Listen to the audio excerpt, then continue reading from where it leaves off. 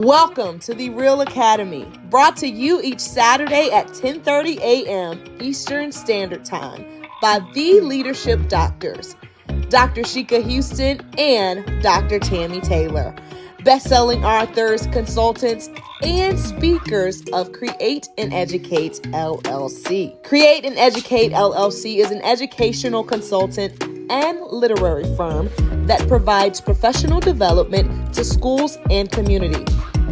Their goal is to transform organizations with the Real Resilient framework used to increase their school report card grades 2 and 3 grade levels in 1 year. REAL stands for respect, excellence, accountability, literacy, and leadership. This framework is used to coach leaders and teachers and build student efficacy while putting systems in place that aligns the work of the school improvement, making the process manageable.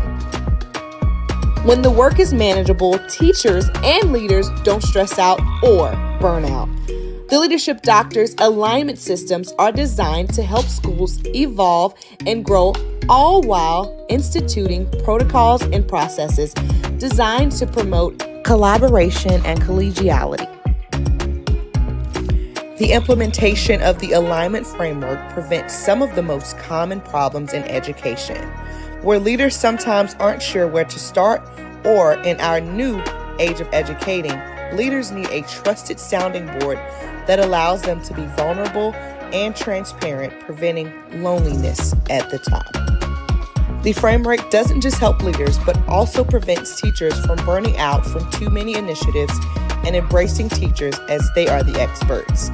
Finally, the framework extends to the children, helping them get engaged in school and solving a nationwide problem.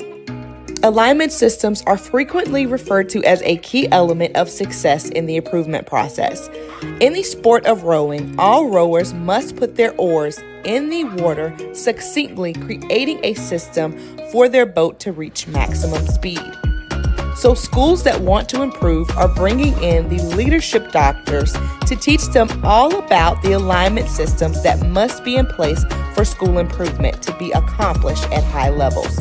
The dynamic duo provides insights into educational topics through their international platform, which includes educators, parents, and community members as a way to support important entities that make communities thrive.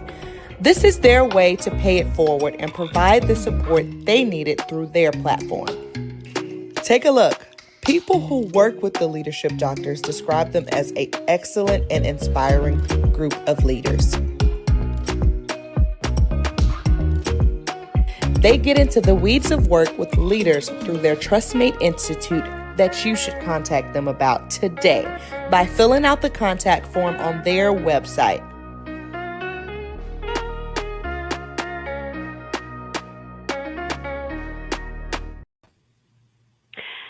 It's Super Saturday, everyone. Welcome to episode 150 of the Real Academy with your very own Systems Doctors, HERS, brought to you by Create and Educate. I am Dr. Sheikah Houston. Good morning, and I am Dr. Tammy Taylor, and we're super excited to have you guys with us on this Super Saturday. Good morning, Sheikah. Good morning, Tammy.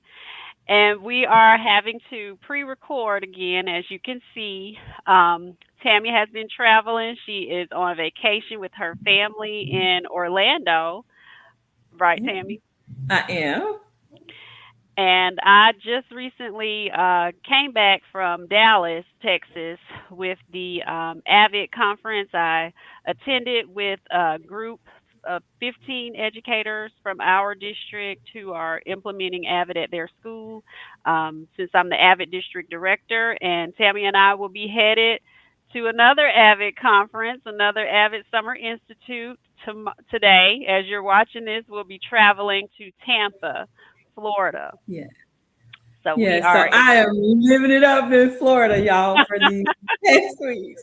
Even all, we have had a phenomenal family vacation. There were over 100 of us down here, and it was absolutely fabulous. We've had a really, really good time spending time with family and just enjoying just being away. It was Mhm. just so restful and very needed. You know, you need that moment to regroup and just pray and meditate and be able to just get what you need from God. That's right. You definitely do, and I'm glad you were able to take that time and be with your family. Oh yeah. So we just to highlight some of our work, we are building our sister this morning.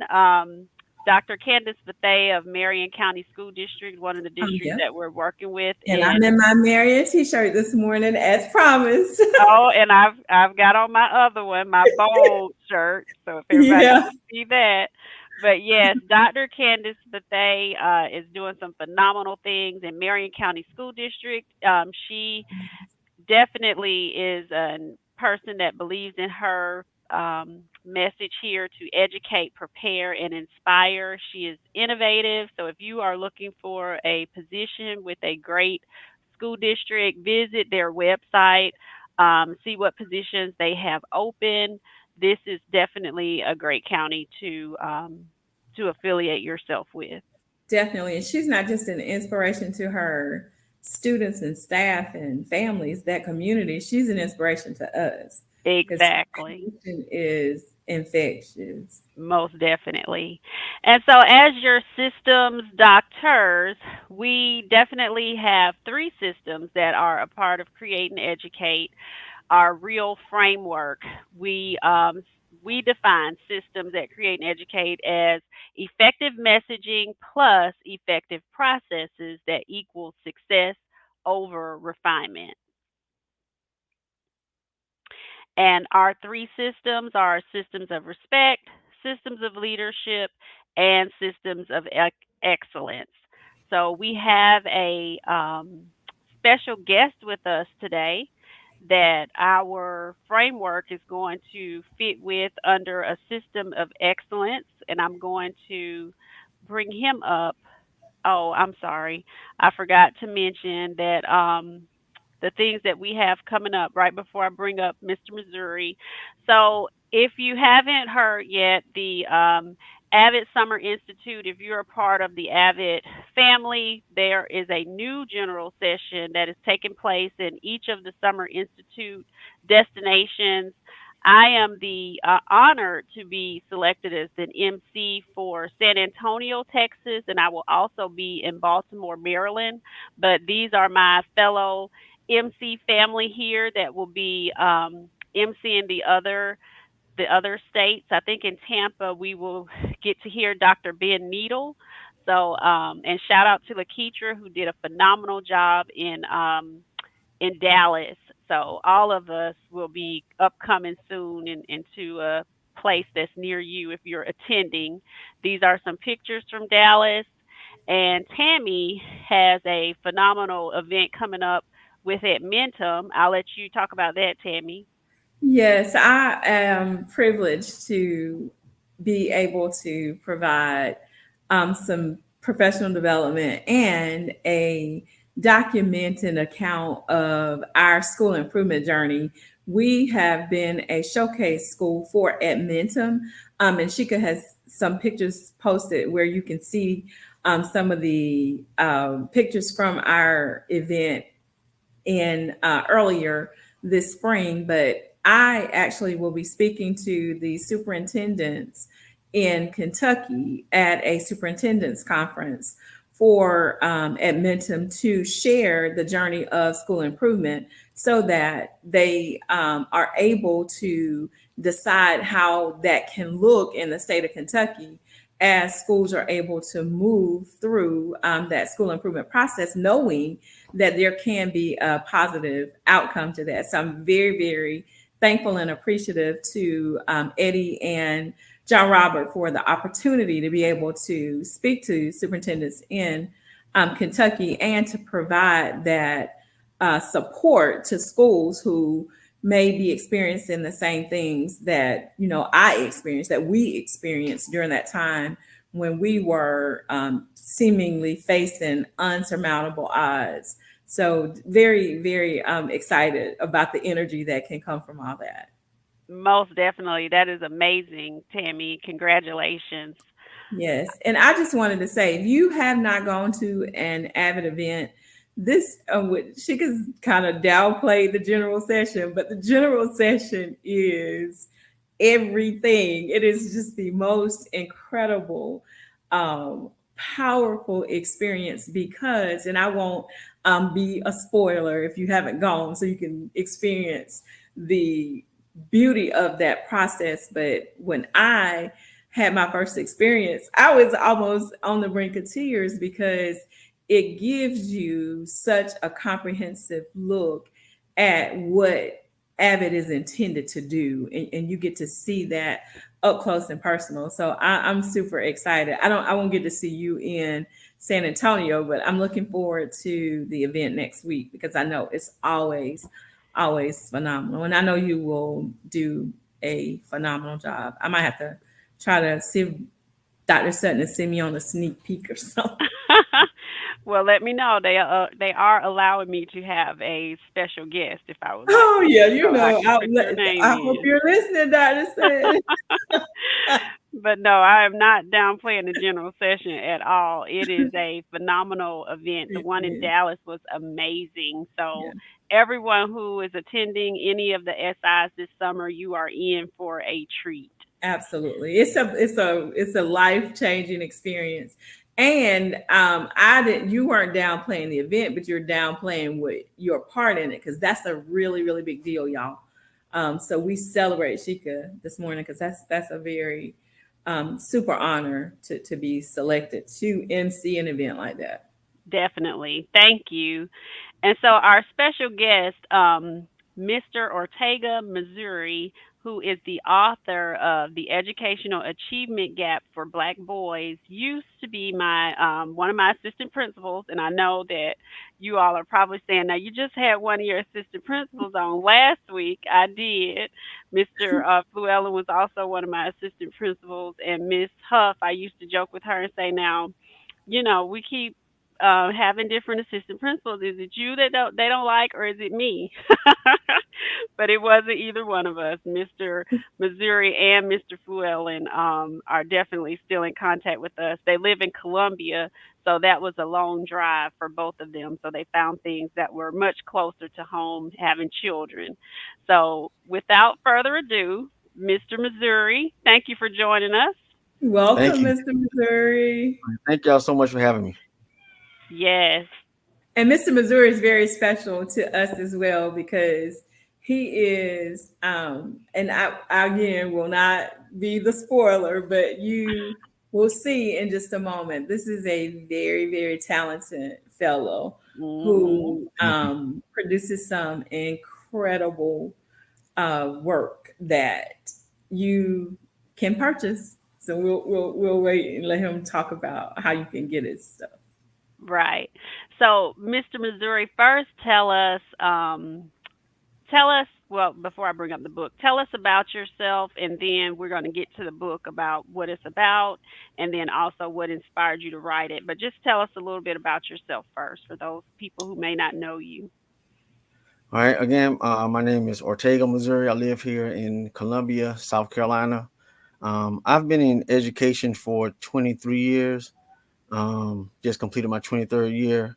I've been an assistant principal for 6 years, um, mostly elementary school. Of course, I did middle school with you, Dr. Houston.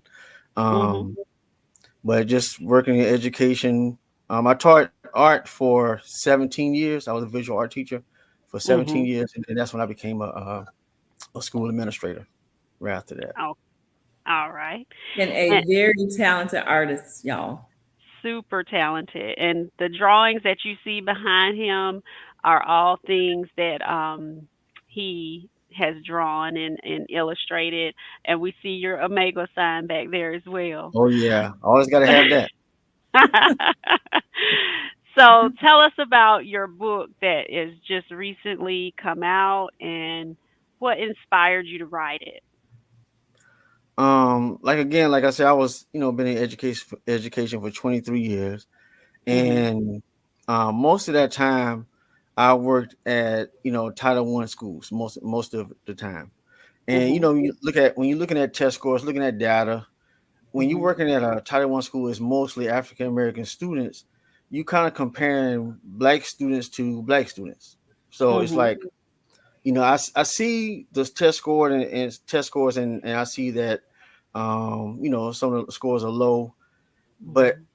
really seeing the gap didn't really hit me. It didn't really Mhm. hit me because I was comparing, let's say apples to apples, right? Mhm. So when I started working at a school that wasn't a Title I school, like Mhm. currently where I'm at, and is mostly Caucasian, Mhm. and I'm still looking at the data, test scores and Mhm. things. But then I started noticing, okay, wait a minute. Now you can see it. You know, Mhm. it's like you can really see it now because now I'm comparing. I have mostly Caucasian students and I have some African American students, African American male, females, and now I'm comparing the data. And when we have data meetings and things like that, we always talking about it. Test scores, how low the African American male scores are, and things like that. So Mhm. it comes up.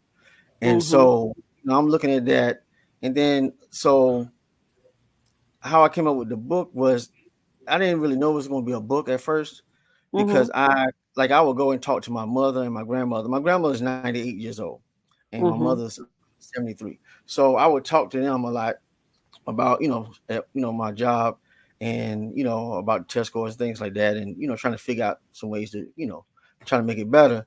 And we would get in Mhm. discussions about school and about how it used to be, back in the 30s, when my grandmother was a little girl, and how school Mhm. was, how things are different now. My mom would talk about school back when she was in school, and then I would find myself talking to just people in general about the same thing. Mhm. And one day I was at a restaurant in Orangeburg. Mhm. It's like, you're outside, at the window ordering your food. And Mhm. this guy, he it was an older gentleman. He had to be 90 something. He Mhm. came up, I don't know, we got in a conversation, and he used to be an educator. Mhm. And we talked about segregation in school, same situation. Mhm. And it's like it just opened my eyes to a lot of things dealing with that. So that's when I started looking into how things were back then. Like, Mhm. why is there such an achievement gap? What caused us? What would be the reason for it? Mhm. How the culture was back then for as far as black people, how the community worked, things like that. So, and Mhm. then me and my wife was taking a class about 2 years ago where we had to write a paper. And I Mhm. said, hey, I think I'm gonna do my paper on the achievement gap. Mhm. So the book started off as a paper. Mhm. And then once the paper was over, once the class was over, I continued writing. I just Mhm. kept adding to it. And I said, wait a minute, I think I'm gonna turn this into a book. So that's pretty much Mhm. kind of where that came from. Oh, that is awesome. And with your studies, what what did you find is some of those reasons behind the disparity that we see in achievement? It's like when things were so different, the culture was so different back then. The community was more unified. Mhm. Um, and another thing that I noticed with the achievement gap, I think is a reason. If you've seen the book, I say there's a vocabulary gap. Mm. It's a vocabulary gap because I started asking myself, okay, when did the achievement gap start? Mhm. Is the gap starting when you're in school, when the kids get to school, or is it a gap before they start?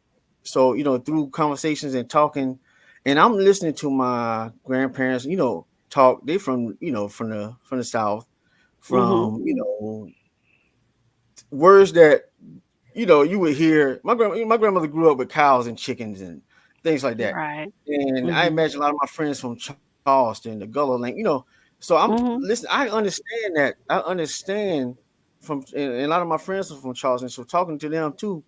And Mhm. it's like there's a vocabulary gap from the beginning before they start school, you Mhm. know, and just looking more and more into it, the kids come in.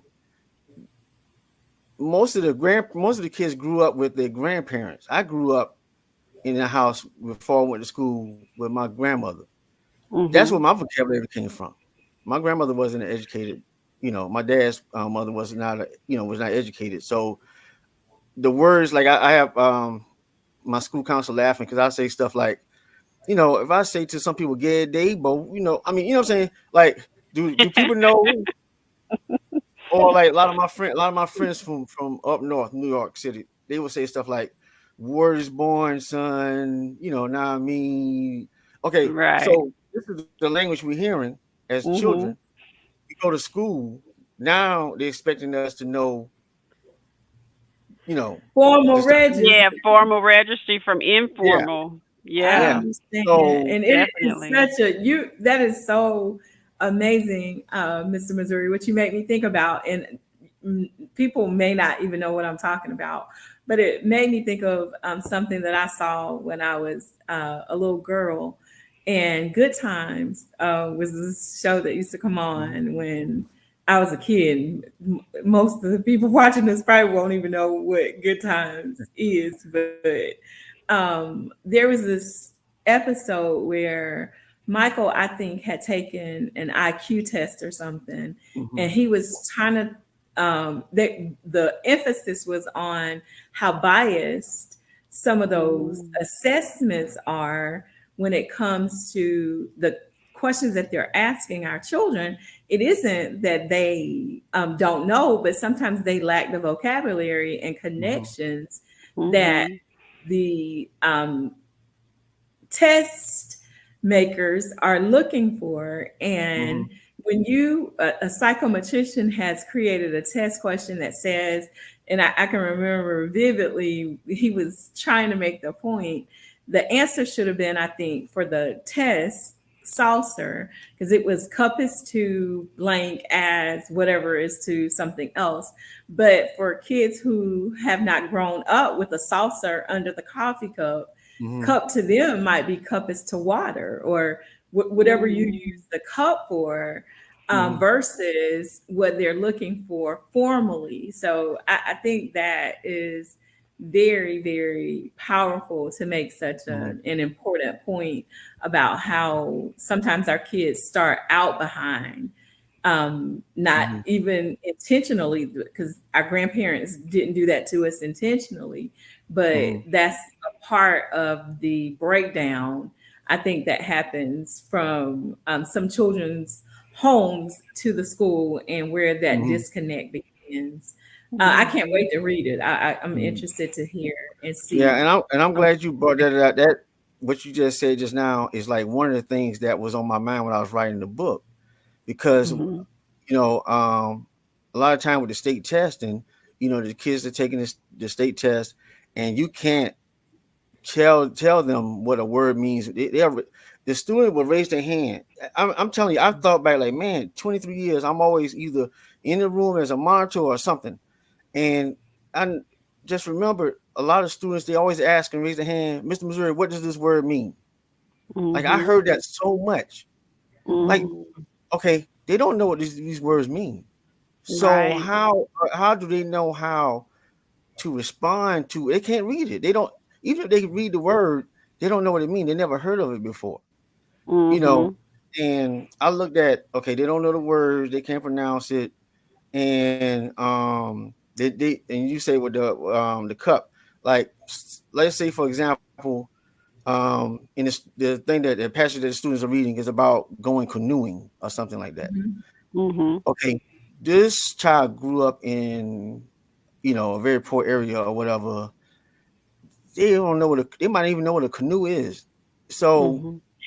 And it may not even be, economically that they're mhm, disadvantaged. Sometimes that's a cultural thing where, yeah. that Mhm, canoeing is just not of interest to the family. mhm, yeah, yeah. So, And another mhm. thing that crossed my mind is maybe 10, 15 years ago, I went on a field trip with a group of fifth graders downtown Columbia. Now, downtown Columbia, Mhm.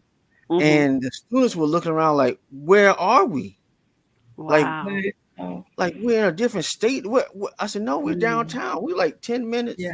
away from the school."